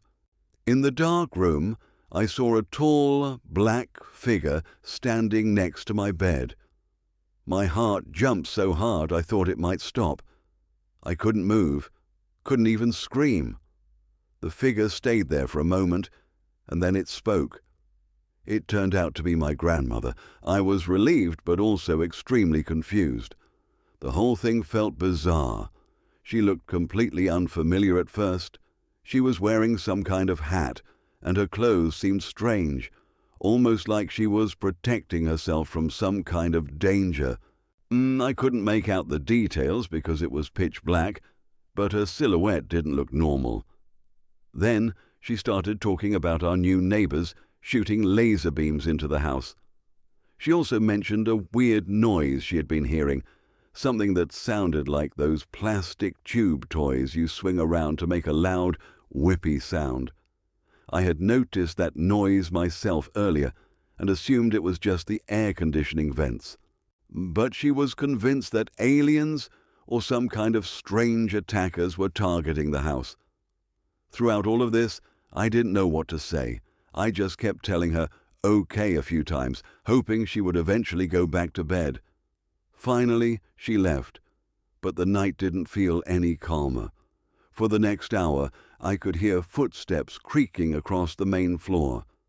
I had no idea what my grandmother was doing down there, or if it was even really her.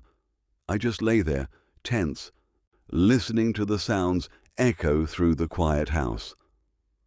After about an hour, around 1 a.m., I heard my grandfather call out to her, asking what she was doing and telling her to get back to bed. That seemed to finally end the noise, though I can't even remember if the footsteps completely stopped right away. For the rest of my stay, I felt nervous every night. I didn't bring the incident up with my grandmother, and I haven't told anyone else about it either.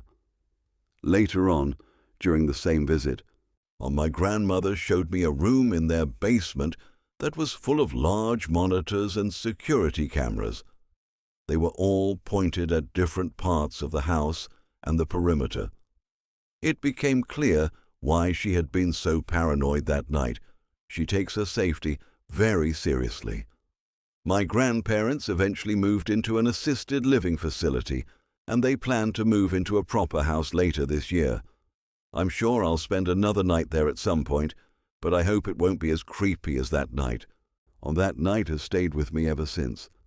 Even now, thinking back, it feels like a scene from a movie. The dark room, the tall figure standing silently, the mix of fear and disbelief.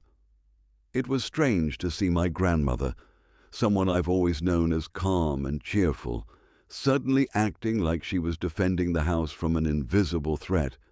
It made me realize how differently people experience fear and how real it can feel, even when it seems completely irrational to anyone else. Even the small things stuck in my memory, the way the shadows moved in the dark, the sound of my own heartbeat, the eerie creak of the floorboards as she walked around.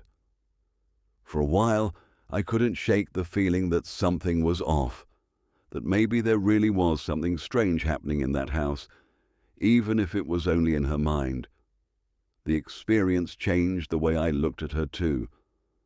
I realized my grandmother was far more vigilant and careful than I had ever noticed. She wasn't just being eccentric, she was prepared for anything, from imagined laser beams to real-life dangers. Looking back now, it almost feels funny, but at the time it was terrifying. That night I learned how unpredictable even familiar people can seem in the dark, and how quickly fear can twist reality. My grandparents' new house, which should have felt cozy and safe, turned into a place full of mystery and tension for those few hours. It's one of those memories that stays with you, not because it was life-changing, but because it was so strange and vivid that it can never be forgotten. Story 13. I've been seeing the same figure since I was about 7 or 8 years old, and even now I can still picture him clearly. It's always the same thing. A glowing red fireman standing still, watching me. I don't know what he is, and I've never been able to explain it in a way that makes complete sense, but the memory of him has stayed with me through different places, different years, and very different moments in my life. The first time it happened, I was at my uncle's house. It was one of those evenings where everything felt normal and safe. Me and my cousin were sitting on the floor playing with matchbox cars, completely absorbed in our little world. The lights were dim, and the house had that quiet, lived-in feeling that made it comfortable. At some point, I got thirsty and decided to go downstairs to the kitchen to get something to drink. The stairwell leading down was dark, not just dim, but the kind of darkness where your eyes take a second to adjust and everything looks deeper and more shadowed than it really is. I remember stepping toward it without thinking too much, but as soon as I looked down the stairs, I froze. Standing there, at the bottom, was a figure. It looked like a fireman, but he was glowing red, or almost like he was lit from within. He was holding an axe, and he wasn't moving at all. He was just staring straight at me. I didn't go any further. I didn't even try to understand it in that moment.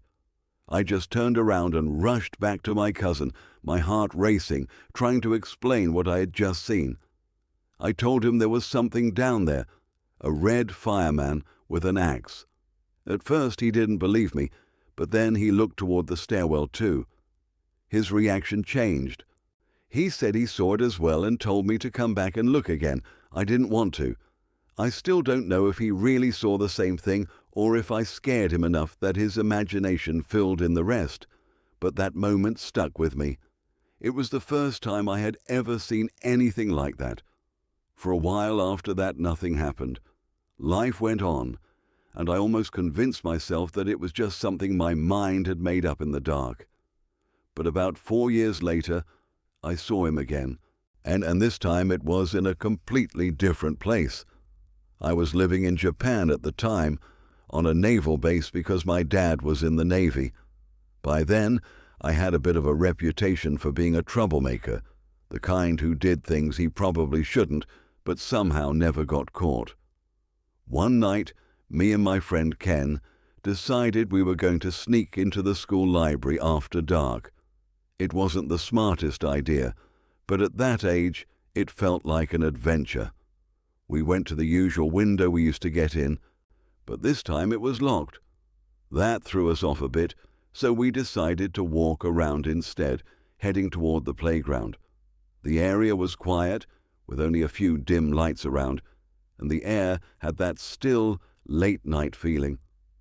Along the sidewalk, there were these hollow pipes sticking out of the ground, with string tied between them to keep people off the newly planted grass. As we walked, I started tapping on one of the pipes with my hands, just messing around because it made a cool sound. Or it turned into a little rhythm, something simple but kind of satisfying. After a minute or so I stopped, and we kept walking. But then I noticed something strange. I could still hear the beat. At first I thought it was just in my head, like an echo or something, but it didn't fade. It kept going, faint but clear, like someone else was tapping out the same rhythm somewhere behind us. That's when I started to feel uneasy. I picked up my pace, trying to catch up to Ken, even though he was already just a few steps ahead. When we reached the playground, I looked up, and there he was again. The same red fireman, glowing in the dark, standing near the monkey bars. He wasn't moving, just watching. The sight of him hit me instantly, like my body remembered before my mind could process it. I didn't stop to think. I just turned and ran. The fastest way back home was up a steep mountain road, and I ran toward it without looking back. My chest felt tight, and my legs moving as fast as they could carry me. But when I reached the top of the road and looked ahead, I saw him again. He was already there, standing in my path, like he had somehow gotten there before me. That was enough to completely break whatever sense of logic I was holding on to. I turned around immediately and ran in the opposite direction, heading toward the necks instead, just trying to get somewhere that felt safer, somewhere with lights and people. I didn't stop running until I felt like I was far enough away. After that, years passed again without seeing him. I grew older, moved to different places, and life got more complicated in ways that had nothing to do with ghost stories or strange figures.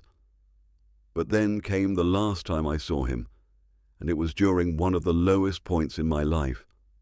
I was in 11th grade, living in Virginia. I had just gone through a breakup, and it hit me harder than I expected. She told me I was too needy, and honestly, she wasn't wrong. I was in a bad place mentally, struggling in school, feeling lost, and not really knowing how to deal with everything going on in my head. One night, I ended up in a school parking lot, alone, with thoughts that were darker than anything I had experienced before. I had convinced myself that I was going to hurt myself, that I didn't see a way out of how I was feeling. I started walking down a path between some neighborhoods, not really thinking clearly, just moving forward. And then I saw him again. The red fireman was standing there just like before. But this time, something was different. He wasn't holding an axe. He looked the same otherwise, glowing, still, watching, but without the weapon, he didn't feel as threatening as before. Or maybe it was just that I was in such a different state of mind that fear didn't hit me the same way. For some reason, I didn't run. I didn't panic. I just kept walking. I passed within about 10 feet of him, close enough that I should have reacted, but I didn't. It was like my brain didn't fully register what I was seeing. It wasn't until the next day that it really hit me, that I realized what had happened and how strange it was that I hadn't been afraid in that moment. That night didn't end well. I did end up hurting myself, though not as badly as I had planned, and I made it back home. Over time, things got better. I worked through that phase of my life, and I'm okay now. What stands out to me is that I haven't seen the fireman since that night, not once. It's like whatever that figure was, whether it was something real, something in my mind, or something I'll never understand, it stopped appearing after that moment. I've thought about it a lot over the years, trying to make sense of why it showed up when it did, and why it disappeared when it did. I still don't have an answer. All I know is that from childhood into my teenage years, across completely different places and situations, I saw the same red, glowing fireman watching me, and just as suddenly as he became a part of my life, he was gone. Story 14. My parents have always loved antiques. I never really shared their passion. Whenever they took me shopping, I wasn't allowed to touch anything, which left me bored out of my mind. I didn't understand why they were so fascinated by old furniture, knickknacks, or any of it. I mostly just tagged along to keep them company. A few years ago, my mum bought an old Irish teacher's desk at an antique store. It was massive, so tall you had to either stand behind it or use a very tall stool to work on it. The entire desk was made of wood, dark and heavy-looking, with a history that seemed to weigh down its surface. From the moment I saw it, I hated it. I don't know why. Something about it gave me a bad feeling that I couldn't explain, and I still can't. It just felt wrong, though nothing was visibly off. Of course, nobody listened to me, and my mom brought it home anyway to use as her new office desk. The desk eventually ended up in the basement, but when it was still in the main house, it was in what is now our dining room. The dining room is unusual in layout. It has no walls separating it from the piano room, which in turn is open to the front door. On the wall of the dining room hangs an enormous mirror. By the front door, with nothing to block the view between the mirrors, there is another smaller, round mirror. Both are antiques, decorative but relevant to what happened later. One morning, I was home alone. The sun was up, but the sky was grey, so the house wasn't very bright. I walked into the piano room to practice and glanced up to my right. For just a moment, I saw a person standing in front of the desk. She was wearing a long, pale-coloured pleated dress and dark boots. I lifted my head again, and she was gone. But then I noticed her, or something, in the reflection. In the large mirror, I could see a figure standing behind me, reflected from the smaller mirror near the front door. When I turned around, nobody was there. My heart started racing. It was terrifying. I didn't know if I had imagined it or if it was real, but the image stayed burned in my mind. From that moment on, the mirrors seemed alive. Every time I practiced piano, I would catch glimpses of figures darting at the edge of my vision. Sometimes I could hear noises along with them, loud bangs or thuds that made my stomach twist. One day, while practicing, a figure appeared to my left. I looked up, and something in the mirror moved, echoing in the other mirror as well. When I stopped, there was a loud bang that came from nowhere. I don't know what it is. I don't believe in ghosts, at least not fully, but I can't say I don't either. I can't explain what I see. The strange figures, the noises, the sense that something is watching. It has happened repeatedly over the years. Each time I sit at the piano, I feel that tension in the back of my neck, and my eyes constantly flick to the mirrors, half expecting to see that pale figure again. Even though I've grown older and I understand that houses settle, floors creak, and mirrors reflect shadows strangely, something about that desk and the layout of the room never feels normal.